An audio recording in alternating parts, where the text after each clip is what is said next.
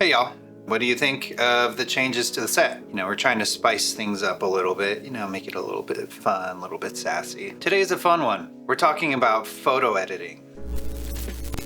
Do you struggle with your photo edits? Do your pictures look drab, but you want them to look fab?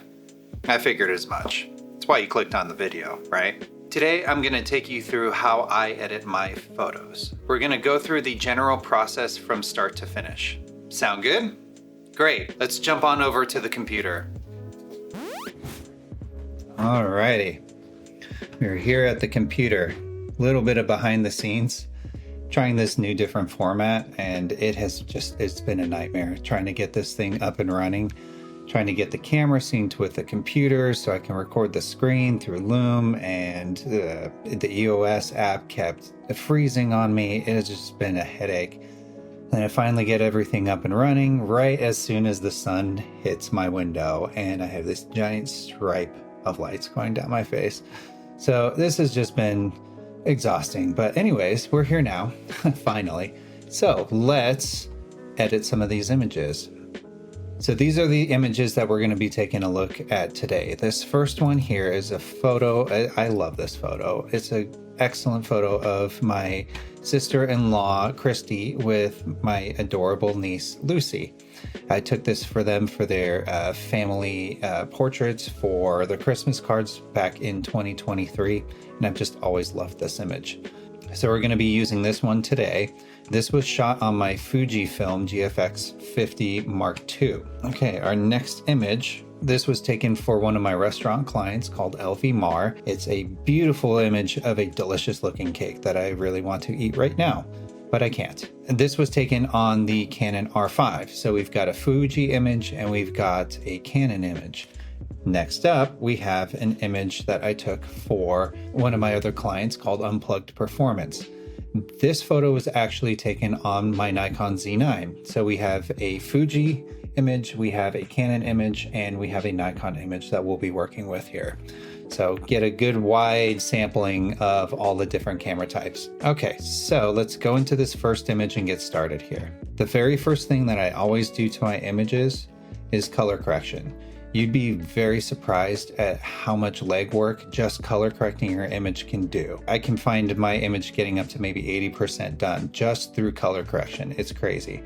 So let's start with this first image. And since it's a family portrait, I always like to make these a little bit warmer to make them feel kind of warm and inviting and all those happy feelings. Okay, so we're gonna go in here and bring the temperature up a bit. I think I'm going to bring this up to about 6,000. It's a little warm, but I think it'll make it look beautiful. Okay, yeah, that's looking great already. So this is before and this is after. What a difference just color correcting can make. I'm going to add a little bit of tint in here just to rosy up their cheeks just a bit, and perfect. Okay, now that image is color corrected. Okay, next up we've got this image here. This is of the cake from my restaurant client. We're going to start by bringing the temperature up just a little bit, not too much, just a hair, just to give it a touch of warmth. So if you look here into the icing of the cake, we've got a lot of kind of greenish yellowish tint going on there. So I'm actually going to pull up on that tint a bit to kind of bring the green out of there. See how much of a difference that made? So before and after. Wow. Okay, now we're going to zoom out, make sure that looks good across our image. So this is before and this is after. Looking great. Okay, next image. Okay, here we've got the image of the car repair shop. So let's go in here, and this is where I would do something a little bit different. We're going to take this in a little bit more of a creative route here. So this image already looks fairly color corrected and where I would put it at for any normal kind of circumstances. But since we're going to have a little fun with this one, I'm going to actually bring this tint down a bit, make it a little bit cool. So the background turns a little bit more blue, which makes a little bit more contrast against his orange skin because color science. and we'll talk about that some other time. Okay, and then I'm going to actually bring the tint down on this one and introduce a little bit of green to it, just to give it a bit of a film look, kind of like a David Fincher film, right? Okay, so we got before and after. It's looking pretty good to me. Okay, so the next thing that I do is I actually go into the calibration tab all the way down here at the bottom. I'm not exactly sure what the calibration does. I kind of have an idea, but I know what it makes my image look like. So I actually had to look it up, and this is from Google. In Lightroom, the calibration tool modifies the underlying color processing of an image, affecting how red, green, and blue pixels are interpreted and combined to create all other colors rather than adjusting existing hues like the HSL tool. It functions as a global development tool to create a baseline, correct color casts, develop a consistent look for different cameras, and produce stylized color effects such as the dramatic teal and orange cinematic look. Couldn't have said it better myself. How you use it depends on the image. So let's go down here to this pic of Christy and Lucy. The way that I use the color calibration, the only thing I touch is this blue primary saturation. Okay, so let's bring this up here. And as you can see, what it does is it just really makes those colors kind of pop out. So this is before and this is after. See how much more just vibrant the picture became just through that one dial on the calibration. So the way I typically use this is I stick anywhere between the 30 to 70 range. Very rarely will I go up to 100, but sometimes. It just depends on the image and the look that you're going for. But this looks pretty great to me so far. All right, let's move on to the next image here. Okay, we're in the calibration. Let's start dialing up this saturation and see what it does. Okay, so for this image, what I'm really noticing is how much more vibrant those strawberries look. So I'm going to bring this back down. Take a look at the strawberry right here. Okay, let's bring this back up and see how much more vibrant and more of a pop that color has. It's more deep and rich and nice. So for this, I'm probably going to stick it at about 60. That looks pretty good to me, because we're going to play around with the colors a little bit more later. Okay, so already looking good, great shape. Okay, next image. Okay, here we are, bringing up the calibration, saturation. Now, what I'm noticing here is what this does to this image is some things kind of pop out to me. So if you look down here at his glove, those blues really get deep. Can you see that? You see the difference between there? They get deep and rich and start turning a little purple. So we need to back off of that a little bit. Another thing that I'm noticing is over here, this yellow pole. What happens to that? How much more that thickens up with color and sticks out. So let's keep this a little bit high for this image. Right about there. I'm going to stick it at about 80. So we're not too deep into the blue there, but we can fix that a little bit later, and I'll show you how. Okay, great. Now all of our images are calibrated. Next up. Okay, this is the point where I go into the basic adjustment tab and start making all of the basic calibrations to the image. So we always start up here with the exposure.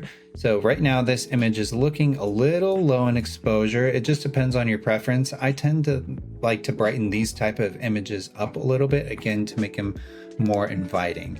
It all just depends on what your style is. But for me, I like to bring it up a little bit. You know, get some really nice highlights going on there. That's before, that's afterwards. Beautiful.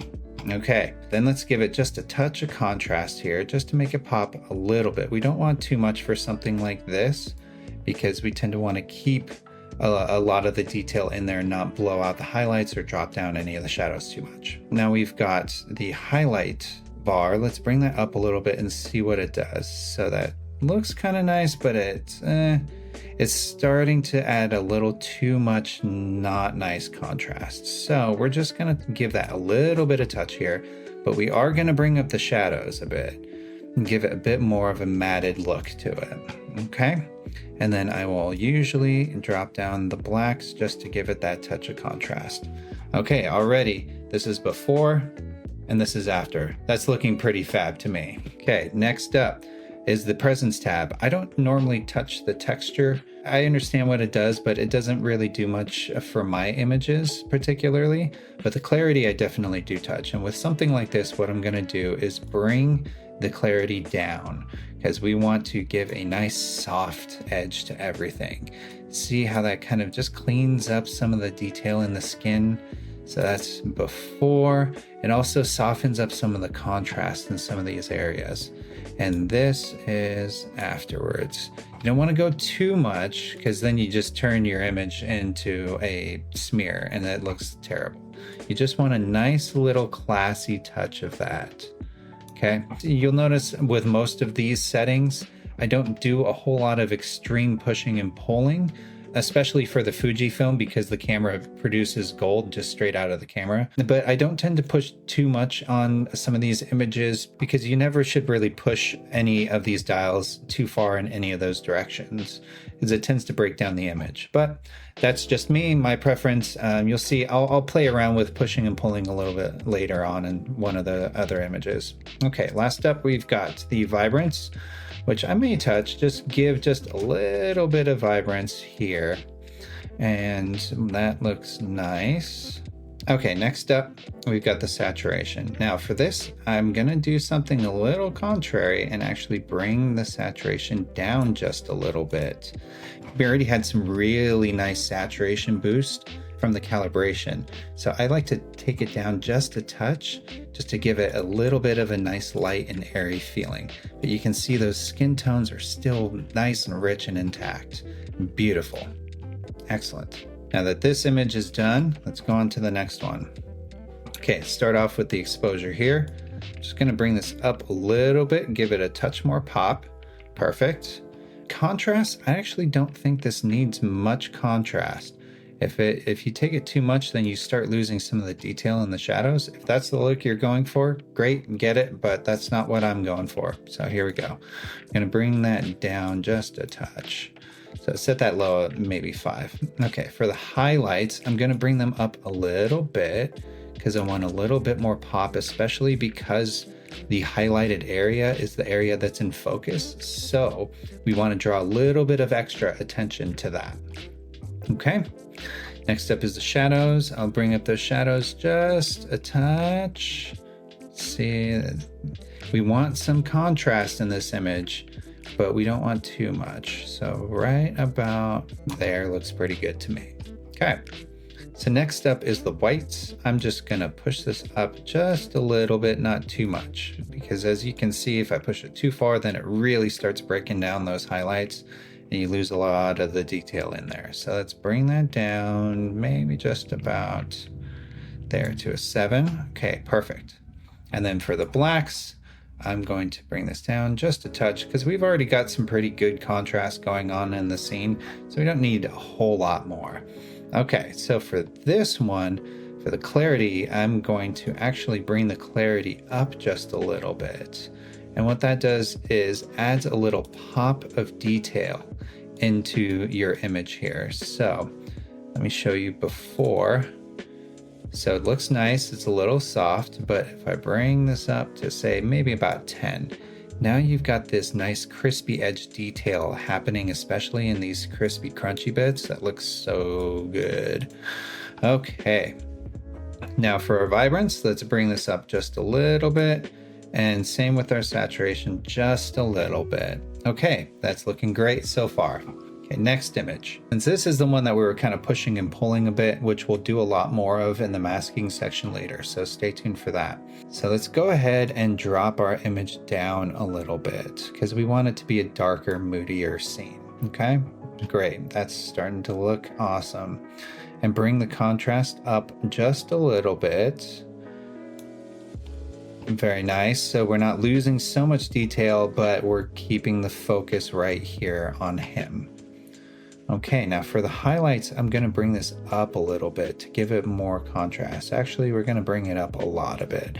So you see what that does to him. He's really the main focus right here, and everything else around him is kind of dark. So that brings him up a lot just by doing that alone. But again, that depends on your image, okay? And next up, we've got the shadow.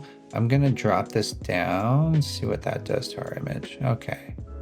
Yeah, that doesn't do too much, and I don't want to bring it up because then that loses our feel. So I'm just going to bring it down just a little bit. It doesn't need too much, okay?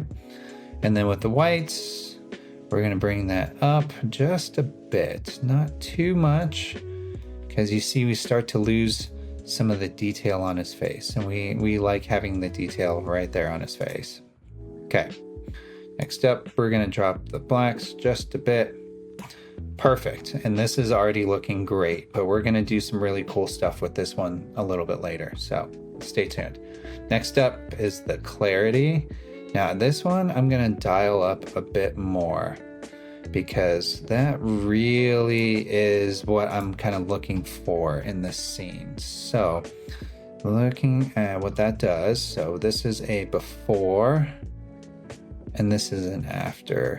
So it kind of gives it a textured and gritty look to it, almost adding grain, which really lends itself well to this image. Okay. And then I'm going to desaturate. Yeah, that's looking pretty good right there. So you see how much pushing and pulling can make a difference. In the other images, we didn't push and pull too much, but this one we did. And look how much more contrasty and dramatic this image looks. So if that's the look you're going for, go for it. All right, now we are all done with the basic tab. So the next section is going to be the tone curve. I know a lot of people really like using the tone curve. I don't tend to find much use for it personally because the looks that I would use the tone curve for, I've got in all of my presets. It's just one that I tend to not use very much. But the color mixer is one that I definitely use. Now for an image like this one, I'm not going to use it too much, to be honest, because everything's kind of looking pretty good right where it's at right now. So I'm going to skip this one for the color mixer. Okay, so let's go over to the next image. Oh, too far. Here we are. Okay, now this is one that's really going to benefit from the color mixer, and let me show you how. So let's start over here in the hue. If you're familiar with the color mixer, what it basically does, it lets you adjust them based on their own individual hue range, the saturation, and the luminance, which is really cool. So you can get into some really specific stuff, and I'll show you. So first off, let's take a look over here at the strawberry. So it's looking a little orange, and we want that to look a little bit more red. So a cool thing you can do, you can either just take the red bar here and slide that down more towards the red. You can do that, but don't go too far. You see how that starts to turn purple around the edges, okay? Or what you can do is go over here and select this item, and you can drag this down to what hue on the image you specifically want to change. And as you can see, that highlights more of the orange tab. So we can grab the orange and drop that down. But as you see, it's taking some of the red along with it because it detects that there's some red hue in there. I really love what that did for that strawberry here. It brought the orange down to more of a red, and it took the red down just a bit, but not too much. So if we want to fix that edge because that's looking a little too red, what we can do is just click on that and bring that up just a bit. And there you go. Much better. So that's the before and that's the after. Now that's looking like a delicious strawberry to me. Another place that I would use the color mixer for this image in particular is actually going to be in the greens. Now this image doesn't need much in the greens, but sometimes if you're working with a restaurant and their greens aren't looking too green, you can fix them up right here, and I'll show you. So this is where I would go into the hue, and we would take our hue selector and bring the hue up a little bit more towards the blue side. See how that makes it look really lush now instead of making it look yellow? That's all you had to do. So I would even bring up the saturation just a little bit, but not too far. You don't want your greens to start to turn nuclear. And I'll show you. If you bring that all the way up, you see how that just doesn't look natural. So we're gonna bring that back down to right about there. Perfect. So I'm going to brighten this up just a little bit. It's just a tad dark. Okay, that's looking pretty good to me right there. Okay, perfect. Now look how vibrant those oranges look and that leafy green. So this is the before and this is the after. Awesome. Okay, let's go to the next image. Now this is one that we can have a lot of fun with. So first thing I'm gonna do is go over to this very glaring yellowish greenish pole over here. And I wanna make that a little bit more yellow orange. So I'm gonna click on that and drag that down. And yeah, that's looking way better, a lot more natural. Okay, perfect. All right. Now, let's go into the saturation and drop that saturation down just a little bit. It's a little too much. And I want to bring the luminance down as well. So it's not drawing so much attention away from him. Okay, much better already. Perfect. Okay, so now let's fix up the blue in his glove that we got from the calibration. So let's go into here and I'm just going to go over to the saturation and select that just by itself and bring that saturation down a bit. All right, that's looking great. So now we have the benefits of the calibration, but it doesn't oversaturate our blues. Perfect. So this is already starting to come together really nicely. Let's go back to our first image here. We skipped the color mixer for this image in particular. So let's go down here to the color grading. Again, not something that I use very much. Usually I use Lightroom just to try and get mass images edited and done quickly. So a lot of this heavy grady detailing stuff I don't tend to use myself, but every once in a while I'll play around with it just to see what it does. So I'm just gonna go over what I use personally. Okay, next up is the detail. The default amount is set to 40 and the radius at 1, and yada, yada, yada. The only thing that I tend to do here is bring this masking up. So what that does is it hones in on the specific detail that you want it to touch. So this can actually soften and detail your image at the same time. It's a very strange phenomenon. Okay, next up is the lens correction. I don't touch much here. As you can see, I was shooting on the Sigma 85mm 1.4 art series with EF mount. It's what I've got for my Fujifilm. Looks great. You can touch this if you want to add a little vignetting or some barrel distortion. I don't use that. Next up is transform. Transform is great. The only time I tend to use transform is when I am taking photos of buildings or workout spaces, offices, that kind of thing, where you want to make sure that your lines are straight and looking good. Maybe I'll do a little tutorial on that later.